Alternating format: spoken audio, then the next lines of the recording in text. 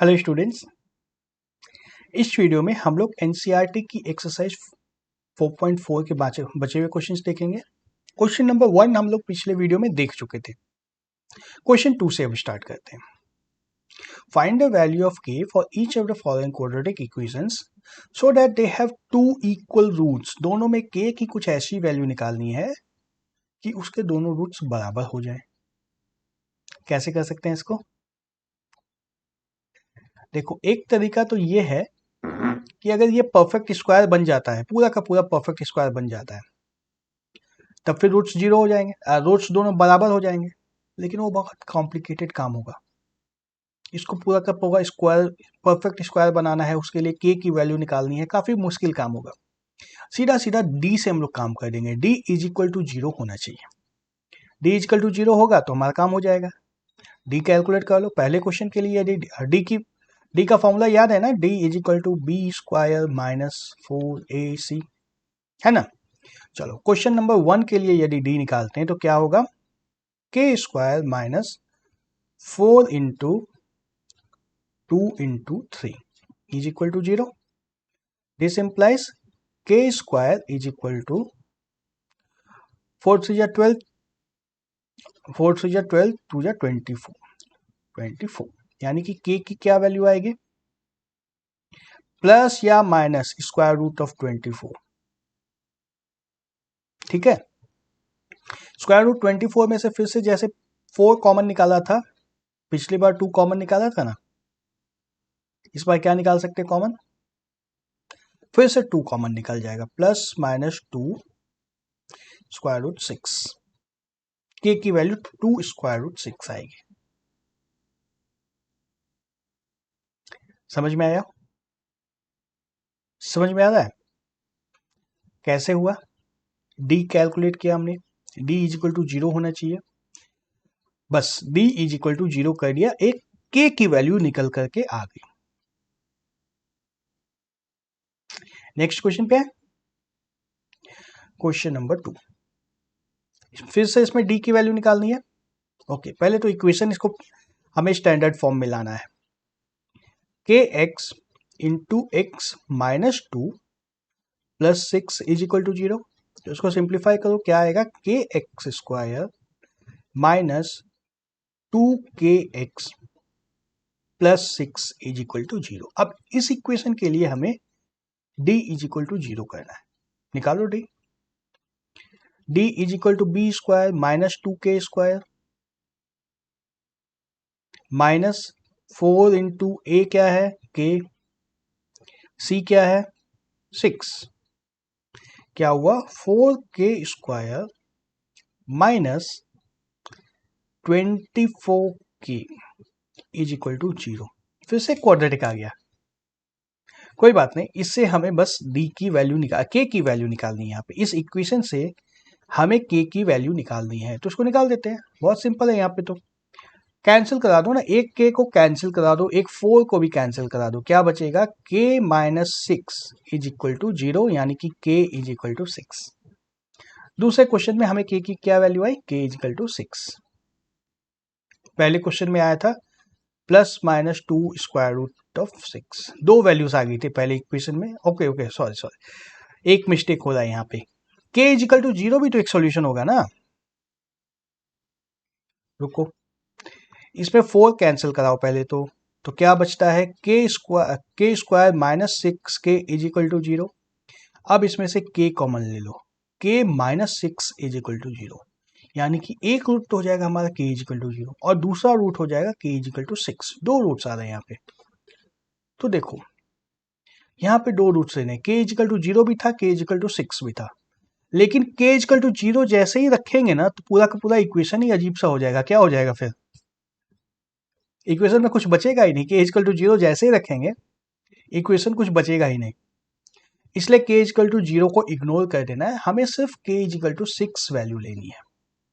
ठीक है, दो में से एक वैल्यू चुनना है फिर से। नेक्स्ट क्वेश्चन देखते हैं। Is it possible to design a rectangular mango grove whose length is twice its breadth and area is 800 square meter? If so, find its length and breadth. इसमें डायग्राम नहीं दिया है, डायग्राम पहले बना के देखो क्या पूछा जा रहा है।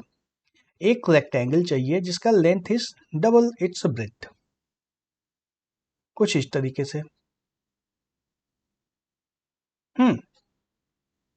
अब छोटी वाली साइड जो है इसको x मान लो, ब्रेथ को x मानते हैं, तो हमारा लेंथ क्या होना चाहिए 2x।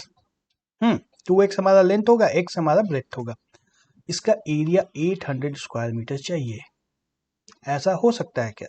पहले इक्वेशन बनाओ, x इंटू 2x, यही तो एरिया देगा, यही एरिया देगा। x into 2x is equal to 800। यहां से क्या आएगा, मैं 2 को कैंसिल करा दो, x square is equal to 400। Possible है ना, बहुत आराम से। x की वैल्यू ही मिल गई हमें तो 20।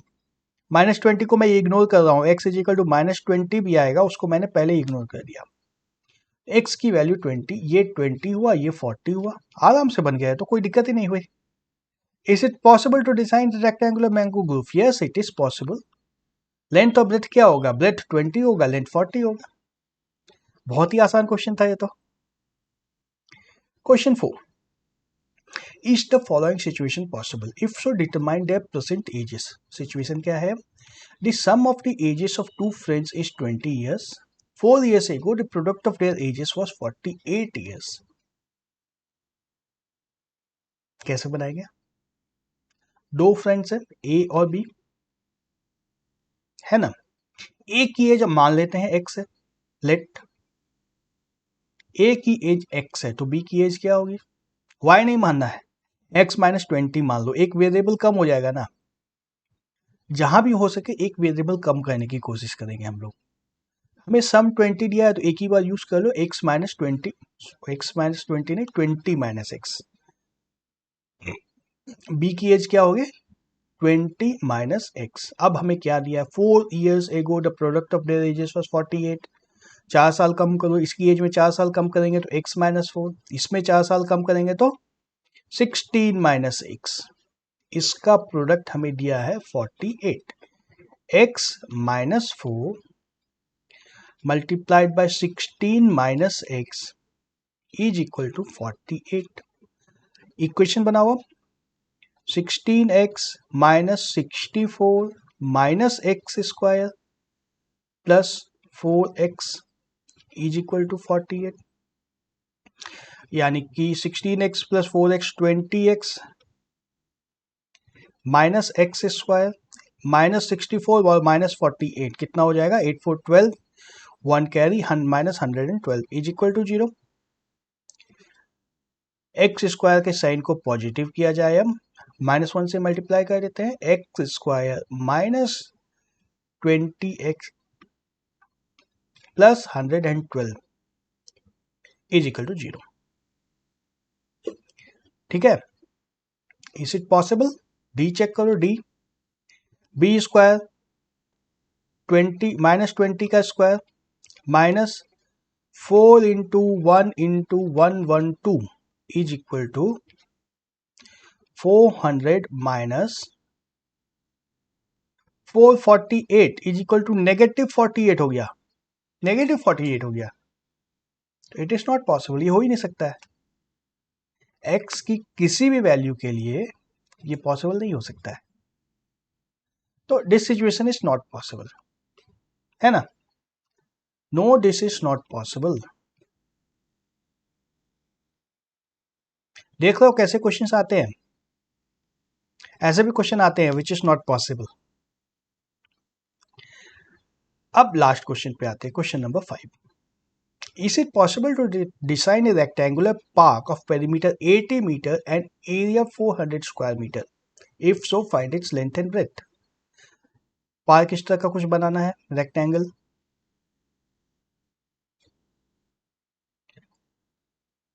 पेरीमीटर 80 मीटर है, मतलब लेंथ प्लस ब्रेड्थ का सम क्या होगा 40। तो एक साइड को यदि x मानते हैं तो दूसरा साइड 40 - x होगा। तभी तो पेरीमीटर में x - x कैंसिल हो जाएगा, प्लस x और -x कैंसिल हो जाएगा, पेरीमीटर 40 × 2 80 आ जाएगा। तो अब हमें चाहिए क्या, इसका और इसका प्रोडक्ट 400 हो सकता है क्या? बनाओ एक equation, x into 40 minus x is equal to 400।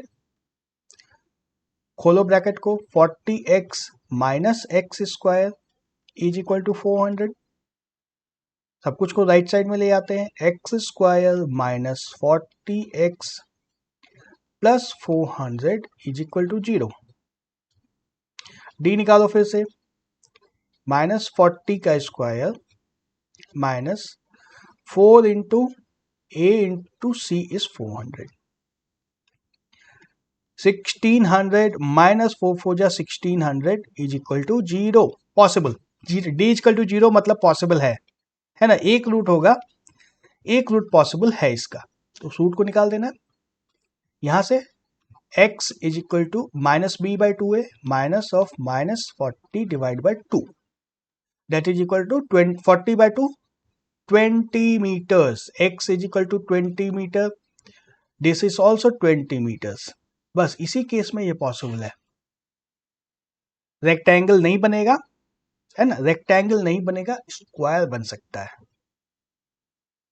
Square is possible. देखो डी से हमें सिर्फ ये पता चला कि रूट्स निकल सकते हैं या नहीं निकल सकते। रूट्स निकल के स्क्वायर आ गया, ये हमें डी से पता नहीं चलता, ये हमें सॉल्व करने के बाद ही फाइनली पता चलेगा। ओके, ये चैप्टर खत्म होता है। इस चैप्टर के क्वेश्चंस की प्रैक्टिस कर सकते हो। कोई डाउट्स हो तो मुझे कमेंट्स में पूछ सकते हो, I will help you. Okay, bye bye.